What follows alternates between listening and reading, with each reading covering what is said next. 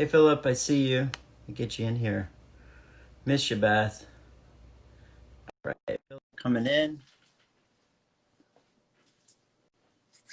Hi everybody. Excited for you to join today. Hey, how's it going? Hey. Good. How are you? Great, great. Just getting Good. situated. Awesome. Good. How's your morning going? Or now Oh, afternoon? it's been solid. Yeah, we just hit afternoon here. But been Good. good. Just getting through some edits and everything. Just trying to get the background right. Good. Yeah, the background's great. Excited to have you on today. Talk about photography and travel and the Thinking of Art Call series. Let me just do a brief intro. Is something that I started during COVID to really introduce people to photographers, painters, interior designers, people in the art world, really provide a bit of education during COVID and during this time of transition in our world. And now that we can't travel, at least for the time being, Right. I wanted to have Phillip Silverstein on to really talk about his amazing journey since he grew up in South Carolina, and then he's traveled around the world in many different countries. So with that, I just wanted to welcome you and Thank you. see how you're doing during this time.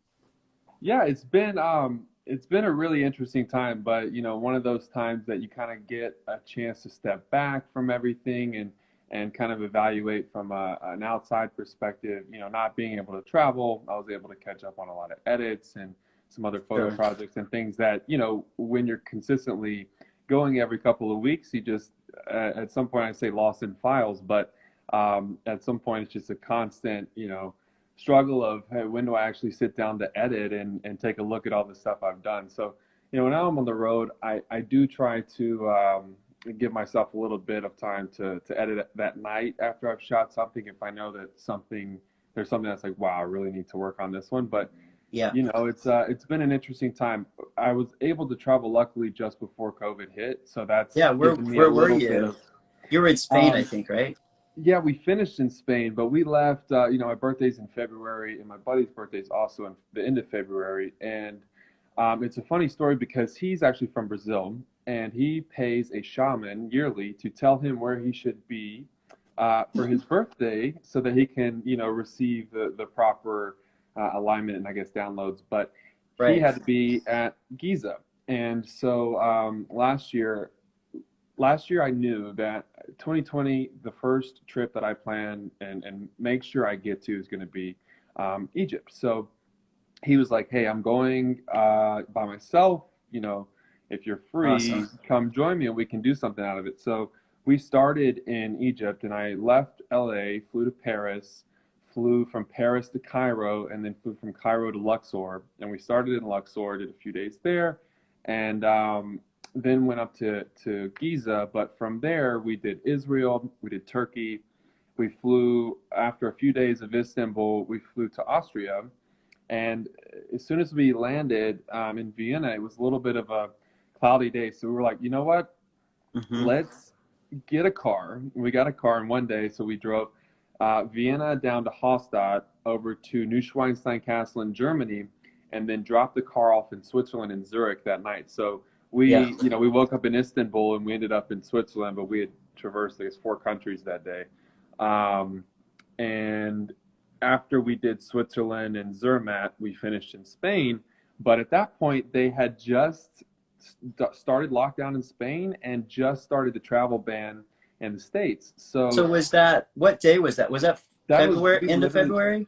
no, March like 5th, March like 18th, I think we came Oh, back or okay. Yeah. something like that. But Okay. they had, the next day they were starting to quarantine people and check them at the airport. So we were literally like, do we get Wow. stuck in Spain? Do we not get stuck in Spain? Did you Um, think about staying? I mean, And you probably kind of, considered it because you're like, yeah, it's not I going to last for considered more it. than a month or two. That's what we all thought Right, initially. right, right.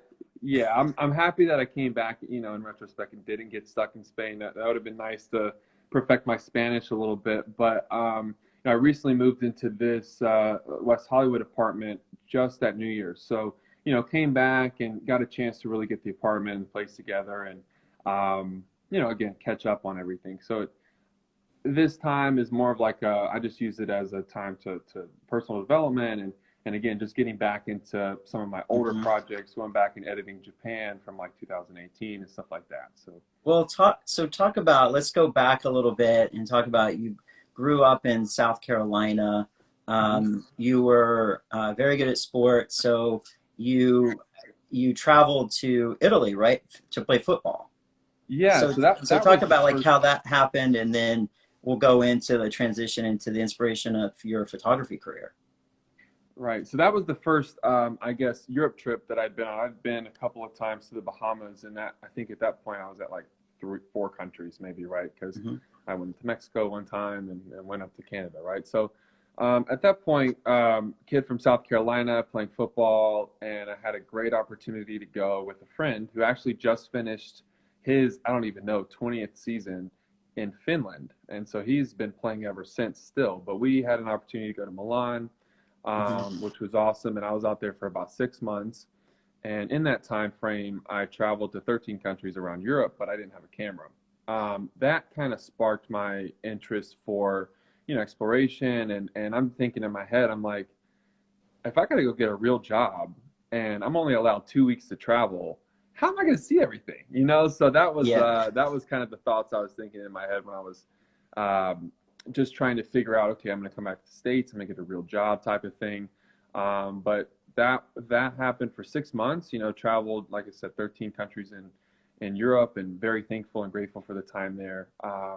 But again, I didn't have a camera, so uh, that just what I learned about myself was that a normal 9 to 5 isn't going to work for me, and also there's a lot to see out there. So Yeah. I had a friend, same friend that I went to Europe with. He's actually from San Diego, and so prior been out to San Diego, had some familiarity with it, and that was where I went. It's um, shortly after Europe. So came back, did that thing, and I came back to San Diego and actually did finance and some entrepreneur type stuff until Right. I picked up a camera. And that was at the mid 2015. Picked up a camera to go on a trip to Chile, and that was it. And that's actually this guy here from this That trip. photo is what started it all, right? That's in Patagonia. Yeah, Patagonia, Chile, and I didn't really have any expectations going down, right? I was like, I had been drawn to something about photography, like I want to try out a camera, and being an Hmm. athlete in the past, it's like, hey, let's just try everything, and you're a quick learner and these kind of things, Hmm. and a friend, Tobias, and you see some articles about me. I'm always mentioning Toby, but he let me borrow his camera. And he's like, I got a friend that's using it right now. I don't think that they're doing too much with it, but let me get it from them and you take it on your trip. Long story short, I still have the exact lens I took this picture with and use it as one of my primary lenses. But I kept that camera for 2 years. I came back from this trip with, I think, like 5,000 photos 2 weeks later. And, we did Patagonia, Buenos Aires, and Santiago primarily. But, Hmm. um, coming back with something like this, it's like there might be something to it. More and more people started seeing the photo. This photo in particular was one of the first ones I had printed and did a couple different art shows and things like that. And I wish I had $1 for every person that asked me where this was. And 50-year-olds, 60-year-olds have no idea, right? Yeah. Where this is. Sure. But at that point, you're like, okay, I can do some things. And I was in San Diego and started shooting more sunsets and palm tree type scenery. But with that, it was just more of that spark of confidence, like, Yeah. okay, I can do this. I can make cool photos that people agree with, that resonate with them. And let me see where this goes. So here Well, we are. what's cool about it is that it is an unusual shot, and when you see shots of Chile or in that area in particular, you think of postcard images, and it Right, doesn't give that vibe at all. I mean, it gives a right, right, totally different energy, right. and the way that you captured it, it's a gift for the way that shoot it, have shot it. But talk about like the single shot images, and we talked about this a little bit before during Yeah, our call this morning, and I thought that was something really interesting that you brought up, because a lot of people, especially photographers, will edit and Photoshop their images, and people think, oh, it's all Photoshopped and that wasn't real. Like, what did he, did he change a lot in it. So talk about that and your in your process. Yeah, absolutely. That's, I have been challenged to bring the light of the world, right? And that's what I'm trying to do with the shot. So with that, Hmm. I don't want to ever have any images that that didn't actually happen. And too often, like you mentioned, you see people getting, carried away in Photoshop or whatever. And it's the actual finished image is so much different than the original image that they captured. So I think there's actually some magic in the no Photoshop type feel where everything you see, whether it's a 30-second image, we can go over some of the San Francisco stuff later, or Hmm. whatever, right? But some images, again, up to 30 seconds of exposure time, but only Yeah. want a single exposure in all of my shots. So no fake elements, no fake moons, no superimposed moons, no fake birds. And it's funny, I'll go over a quick story, but we were shooting for Adobe in downtown LA, and we had kind of like just a bland orange sky, right? No clouds, no cloud color, but it was an orange type of sunset. Hmm. We're way up in Sky Space LA at the US Bank Tower, and some of the other guys are there, and it was a Lightroom event, and Lightroom is primarily what I edit in. Yeah. But a lot of the guys, and this guy goes, "Oh, there's no clouds, not going to be a good sunset, and oh, not going to be a good photo." And he's like, "Oh, bro, I got some clouds. I'll just Photoshop them in." And the guy's like, "Oh, you got a good photo of some clouds?" He goes, "Nah, just Google it." And I was like, Oh my "Wow." God. So this guy's going to go on Google, take a picture of someone that someone else took, take the clouds out of that picture, put it in Photoshop, then put the clouds in the image, right? So there's no, I'm not saying that that's the wrong way to do it, but what I like to say about my images is like this is the beauty of the world because there's nothing that's not Yeah. accurate, nothing being No, I depicted that didn't love that. actually happen. And I think that's a really important thing to highlight because obviously if you're shooting to digital, you can Right. edit it a little bit, I guess more easily than you can if Mm-hmm. you shoot to film. And I've had like Jade Dosko on who only shoots to film on the IG Live, for example, and she talked Right. about how many, how few images she actually, she Can actually keep. shot in Oh order to yeah. get the final image. And I want to hear more of your stories of the trek up the stairs. Where was that? In Japan, yeah. In Japan, the Fuji. I actually Yes, have this image I can go show real fast, but shot. And talk about like how you were racing up the stairs to get to that, get a that lot, image. yeah. Right. So here it is here. Hold on. So I have it here 4 foot by 3 foot on canvas, and this is actually so this Beautiful. is one image. This is about a 6 second exposure to kind of get the motion in the clouds and things like that. But Mm-hmm. this guy is the Chirito Pagoda, and it's actually Mm-hmm. about 600 stairs Wow. once you actually get to this location in Mount Fuji. So I had actually come from Kyoto earlier in the day, and the only way to get back to Fuji from Kyoto is through Tokyo. So I was like, okay, well, this is my last chance. I got to be out of Tokyo tomorrow night, so this is the only Yeah. chance I can get to Fuji. And I was chasing the cherries. So, in cherry season in Tokyo or in Japan, they start in the north, up in Nagano, and they move south. So you can kind of fly into Tokyo as your base and then move south and chase the cherries, which is what I did. Start in Tokyo, did Osaka, Kyoto, Nara, and then finish in Mount Fuji in about 2 weeks. But I'm by myself Amazing. this whole time. Tall guy, I'm 6'5", so I stand out like a sore thumb there in Japan. But Yeah. chasing the sunset, I left I think at like 12, Kyoto to Tokyo, and then I ended up getting into Mount Fuji around 5:30. Sunsets around 7. Mm-hmm. And as soon as I got off the train station here, there's no taxis, there's no nothing. Like, okay, like how do I get here, right? So I have just have one suitcase, a carry-on because I like to travel light. But my backpack, has my laptop, my Mm-hmm. camera, my drone, couple lenses, my tripod, all this stuff. It's about 45 pounds, right? So Right. that in itself is a trek to get up here. 600 steps. I have all my stuff. I don't What even time of the day is it? the sunset. I mean, I'm Like losing light. I'm like literally is it like watching.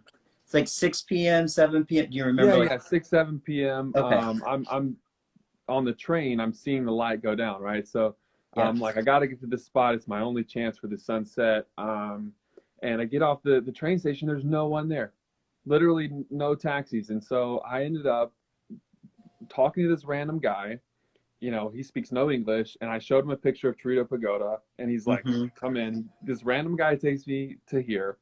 I get to the kind of the entrance of it, and I'm like, oh wow, it's a lot of steps. And so I've got all my luggage, 600 steps. I made it probably 200 steps of the way, like a third of the way up. And I'm Right. like, okay, I'm not gonna make it. A, I'm gonna pass out before I make it to the top, and then B, I'm also losing light, like very bad. Like Yeah. I'm gonna get up there and it's gonna be dark.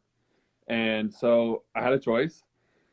It was not make it or hide my luggage in the woods and off the steps. And so I was like, okay, we're in Japan. Hopefully no one takes it. And I Wow. was never worried that anyone would actually take it to steal. I was concerned that someone would see it and then take it to try to return to me, because the Yeah. Japanese are super respectful. If you lose your wallet, they will find you and they will give you your wallet with all your money. Yeah. So that's an awesome thing, but that was the only like thought in my head. What if someone takes it and then tries to locate me? Hmm. Anyways, I left all my stuff besides my camera stuff, um, and continued up the rest of the way. And then this is kind of the end result here. Oh, But it's a luckily there gorgeous was some shot. color, and I can kind of show you, so you can see the cherry blossoms down here, and Yeah, then those cherry Mount blossoms. Fuji and some color there with the Torito Pagoda. And this was shot on a 70 to 200 lens, so it really draws in the mountain. But again, single exposure photography. A lot of people would have gotten this situation. Okay, well, I need to add in more clouds or Hmm. whatever to make the sunset more dramatic. Um, Well, but and yeah, that's the fun that's one. that's a limited edition as well, and everybody can go on our websites, and we have. I launched a new photo exhibition called Exploration, inspired by your photography, your travel photography, and that's on Amazing. kipton.com/shop. And so you can see these images on the site as well. But this is in a limited edition that it's an edition of 5, right? So you have different price points. So just wanted to mention that. So the Mhm. small editions are a little bit more expensive. The Right, right, larger and the editions are additions. more affordable. Yeah, and as the size gets bigger, the additions, yeah, the size of the print and frame gets bigger, the size of the edition goes down. Hmm. I do two artist proofs with it. But yeah, this one or the Fuji is an edition of 5. And I think that one prints as large. I'm offering it as large as 60 inches. So large Okay. print, but the one that we just looked at was 4 feet long by 3 feet wide. Okay. And I try, my images, and if you take like an overview of I guess the common theme with my photos is more of a big picture feel, so Hmm. with that, I don't want to print anything smaller than 2 foot by 3 foot. I recently just started a print store to offer those smaller pieces, but I think that my work should be viewed very large. Yeah. No. Absolutely. We have a number of questions here. My friend Oh, cool. Hisham says, "What pic have you taken to date that best represents you?" um we don't have it on here. I can go back. This is tough. I can go back on the Instagram and maybe show it. But this photo, and I titled it "Divine Intervention." We were in Tulum, and there was this cenote. It's called Chechawan or something like that. I can spell it out.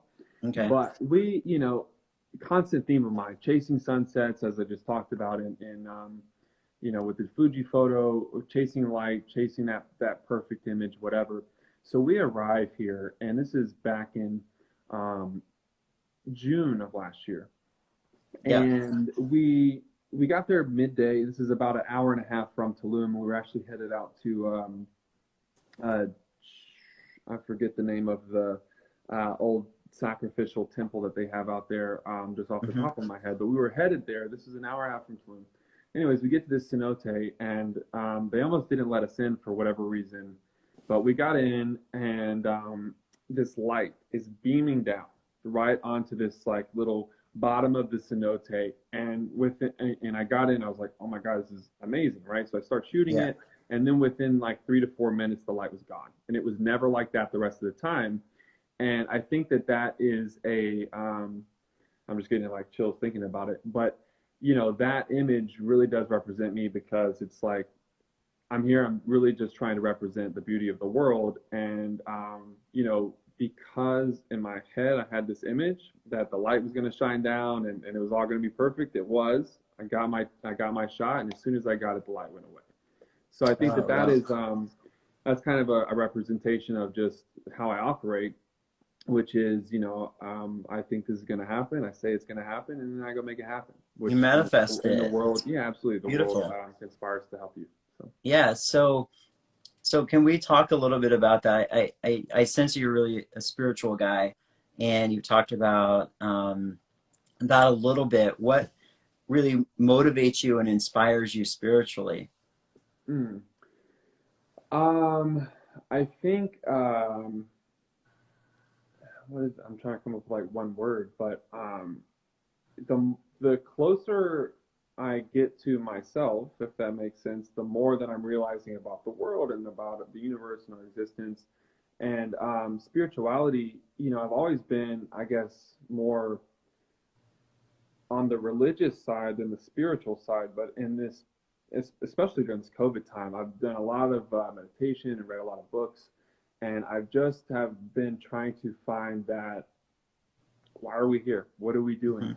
Hmm. What is the greater purpose, right? And then you kind of get into consciousness, and you know Yeah. these are examples of my consciousness that I'm leaving behind. So then you kind of are into this space of okay, we are more than ourselves. Our bodies are human vessels, and Yeah. we're here to, you know, fulfill whatever purpose is inside of us. And I think that, you know, I don't know why I've been called to travel and to you know try to bring the beauty out in the world, but as soon as I was able to see and you know start living from love and found that love, that self love for myself through the spiritual work that I've done, at that point, you know, it's like the world lights up. It's like I see Yeah. things in frames, and it's like okay, well I want to help others see this and help others.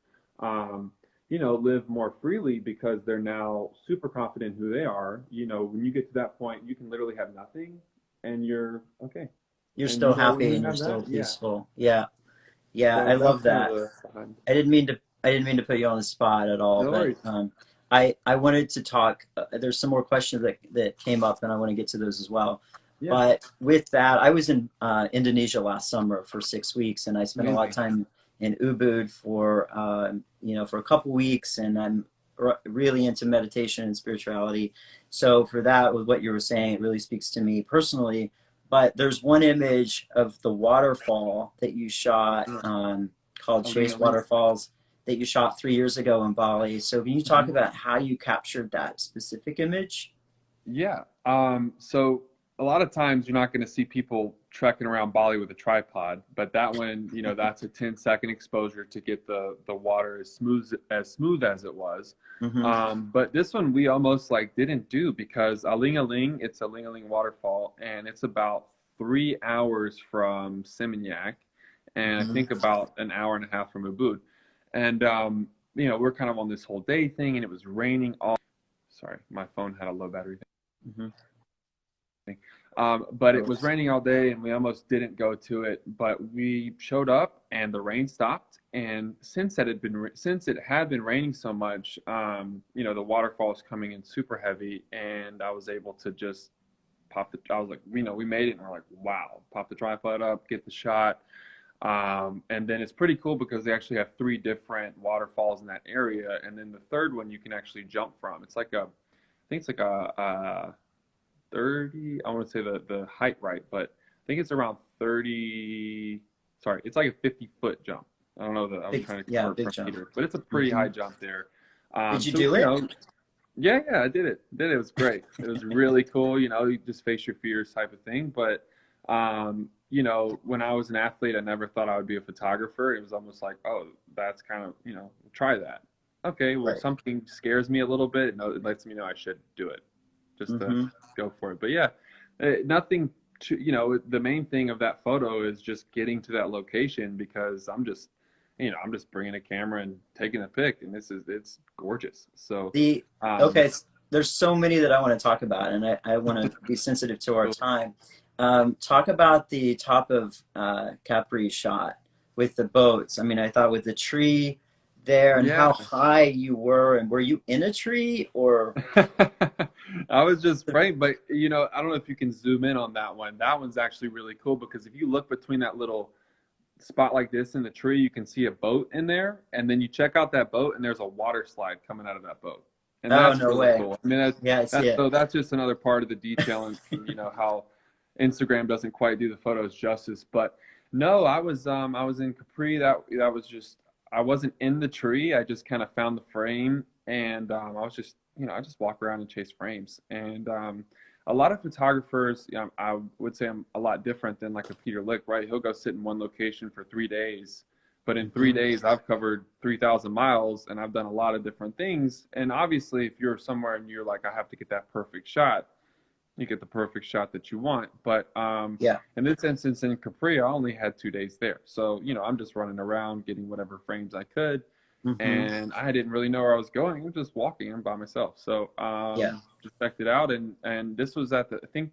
there's a I think in one of Hotel Caruso or something like that. I'll get you the hotel name, but that's at the very top. And so this was on the way Okay. to that, and just kind of saw the frame and shot it. Okay, so let's talk about the facade image of Hollywood, the Hollywood sign. I think Yeah, that's really stunning. I mean, you know, so share that the was story on that one.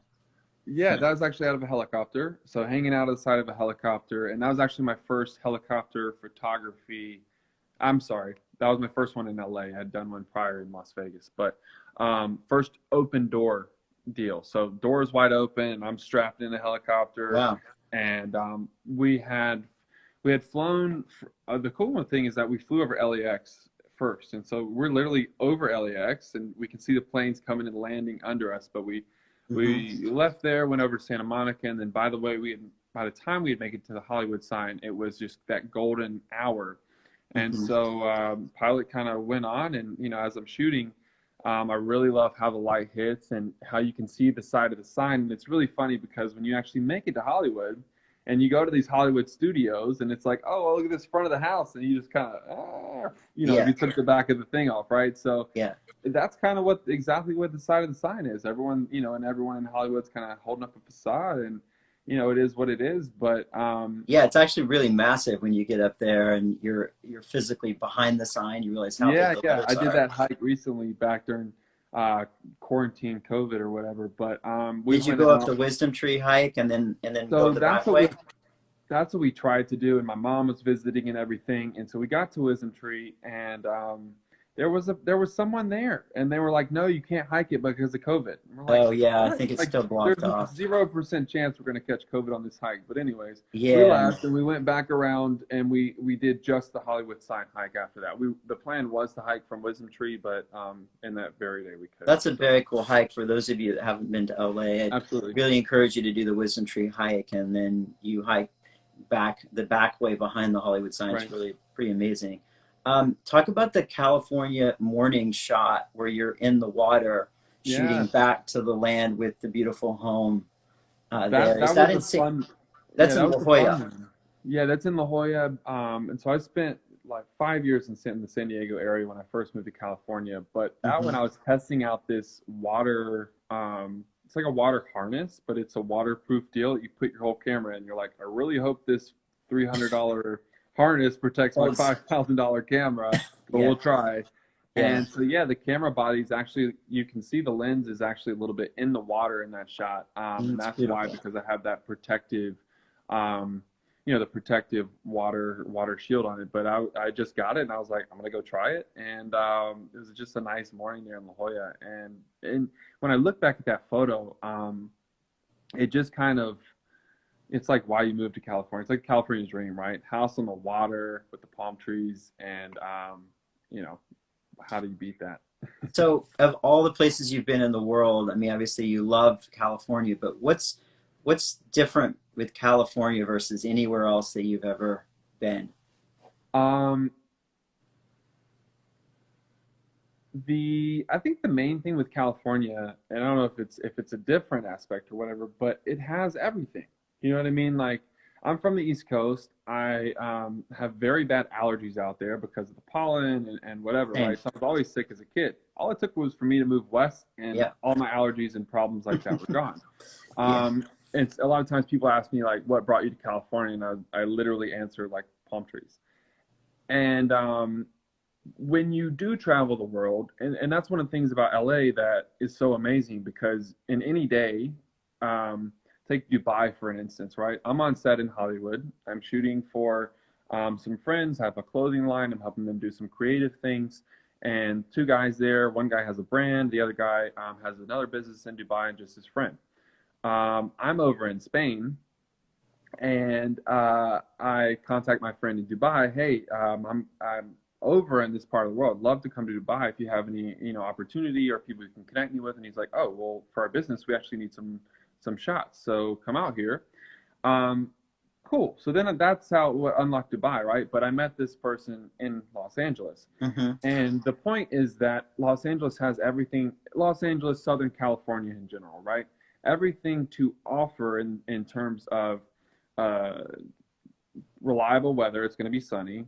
The best restaurants, the best opportunity for entertainment, the best opportunity for going to business, because you constantly have people from London, the people from Dubai, Yeah. anyone that has made it in life also is playing or doing something in Southern California. So Right.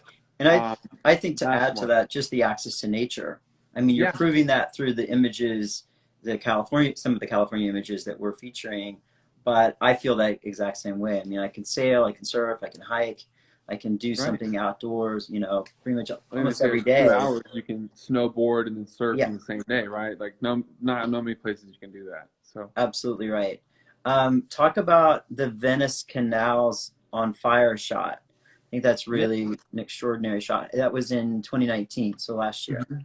Yeah, and the Venice Canals, like if you go through my Instagram, you're probably like, oh God, all this guy posts. But I literally, so my first home in Los Angeles was right next to the canals, and same guy Tobias that gave me the camera. We lived together in La Jolla, and then Little Italy before the house in La Jolla. He moved up to LA with a friend, and they had the house in Venice. So when I Hmm. first moved to LA, I stayed right at this house in Venice next to the canals. So naturally every sunset, I'm gonna go check out the canals, go check out the beach, see what I can get.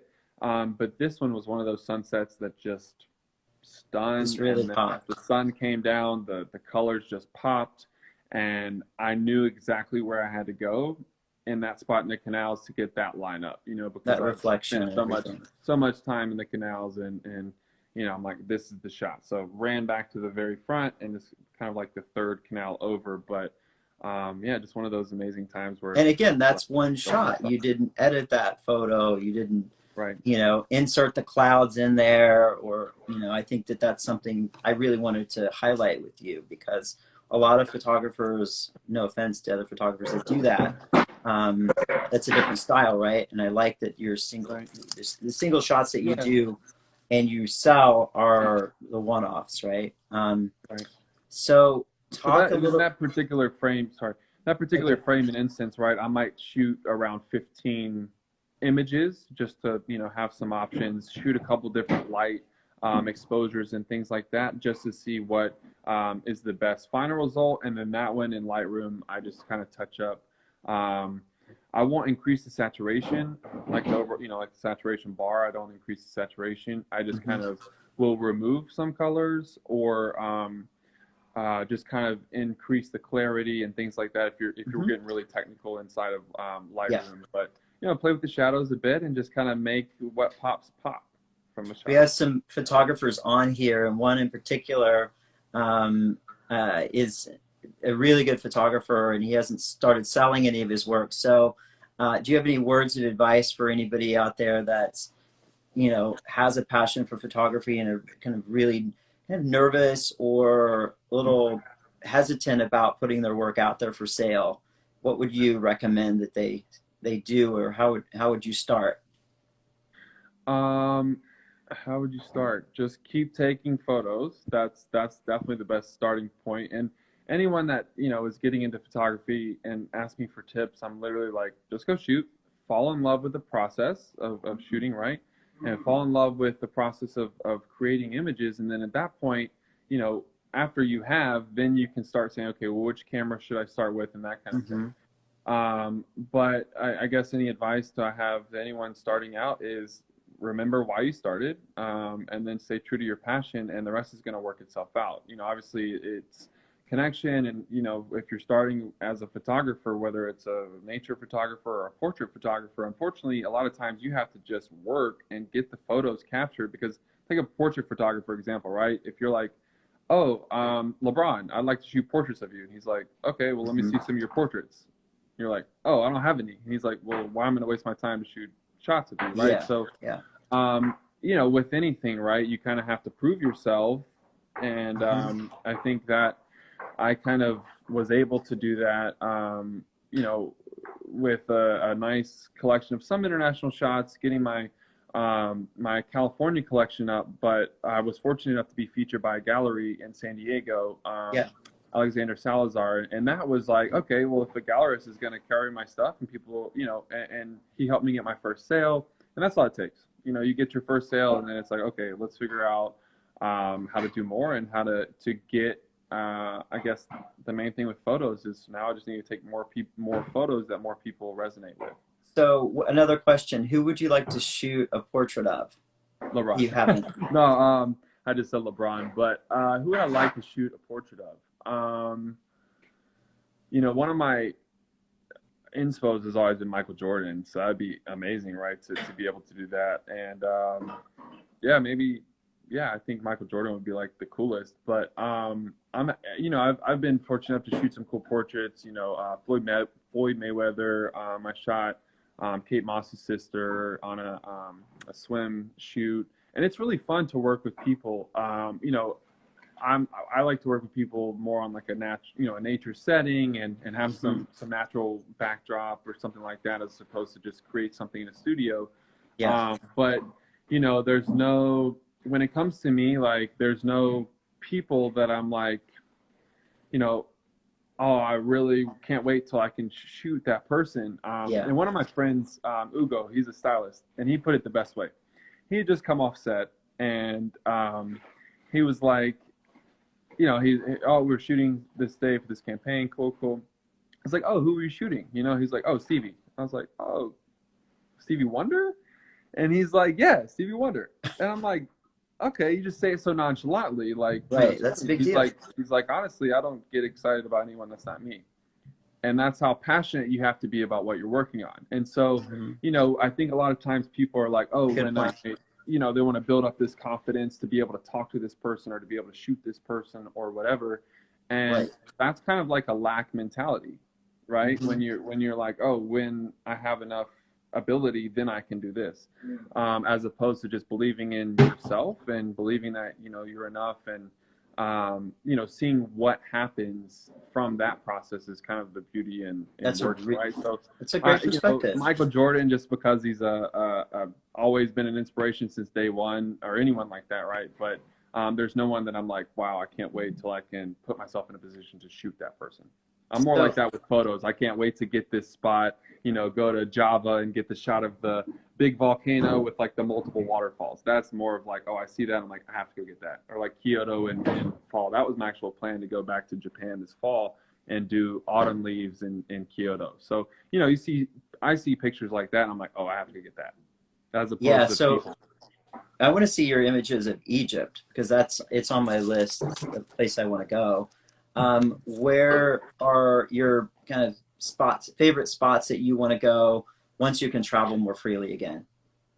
Yeah, and I'm starting to research, and I literally like DM'd in Indonesia the other day. I'm like, how do I get there? Tell me what I got to do to get a visa, whatever, right? But as soon as everything opens back up, tough question where I'm going first, but I do think that I might find myself on some islands here in the next few weeks. Just, you know, get away from who had a summer anyways, right? So if I can get to an island, I'm happy for that to start. But I would say I might find myself in Europe at the end of the year to shoot Northern Lights. I would like to do that. I've got a friend, my buddy that I mentioned earlier. He just finished his season in Finland, and he's still living over there. So we'd like to check out that area. I've never been to Finland. Have you been to Iceland? No, and Iceland's got some northern lights going on right now, which I've Yeah, seen. exactly. That's on my So list. that would be kind of a cool thing. When I was in Tasmania, they actually had the northern lights there as well, but it wasn't the right time of year. I was there in April. So Hmm. yeah, I think maybe try to chase the northern lights, and then another plan that I had was return to Africa and do like a southern Africa trip. Hmm. That's going to take probably about a month, but if I can get that together, then I would like to do that for December/New Year's. I really want to cover Susaveli, and that, I don't know if you've seen like the Namib Desert in Namibia, but it's kind of like sand Hmm. dunes and Hmm. then a flat desert, and then you've got these trees that kind of just like come up and they're Yeah, dead, but they're yeah, beautiful. petrified, I think is the word, right? So yeah, so I think I wanted to start there. I wanted to do sorry, and then make my way eventually over to Madagascar and shoot the bilbao trees and that kind of thing. So that was something My that I had God, planned. so many Um, things. What about New Zealand? Have you shot New yeah, Zealand but yet? yeah, I've done New Zealand back Okay, in I need to look at those 2000. images because I was there for New Yeah, Year's and I love New Zealand. it's an I want to go amazing back. place. I mean, when you talk about like just clean food and good people and amazing nature, Hmm. New Zealand is very tough to beat. Yeah, for sure. Well, we Would can. like to go back there too. So I'll go back everywhere I've been, and I still plan on probably doing that. Because you can never, just in one trip, one trip's never enough. I have a Yeah. funny story too from Rome. I was in Rome and I was working with this hotel, and my plan was to go down from there to straight to Positano. I just wanted to do one night in Rome, Hmm. and I was talking to the bellman at the hotel, and I said, I don't think one night's going to be enough. I would like to stay another night, if you have anything. And he goes, my friend, we have a saying here: a lifetime in Rome is not enough. Like, Yeah. and you take that into perspective, and Well, the uh, food, the culture, there's just so much going on. I love Italy. right, and everywhere, right? Everywhere is its Yeah. own universe and its Yeah. own entity of opportunity. And Hmm. I think what this year has taught us all is like, be thankful for everything, right? And I'm excited to get back out there. So Well, we're excited to see more of your images. And everybody go to the site, kipton.com/shop, and you can see a lot of Philip's images. You can also go to his website, his Instagram, and check him out. And thank you for taking time today to share your journey and your inspiring life. And we look forward to seeing more of your images. So, thank you. Look forward to creating more, and this is what's keeping me young now. So we'll keep doing it. all right. Well, I'll talk to you soon. Thank you again. Cool. Thank you for your time, Kipton. Take care. Of course, you too. Bye.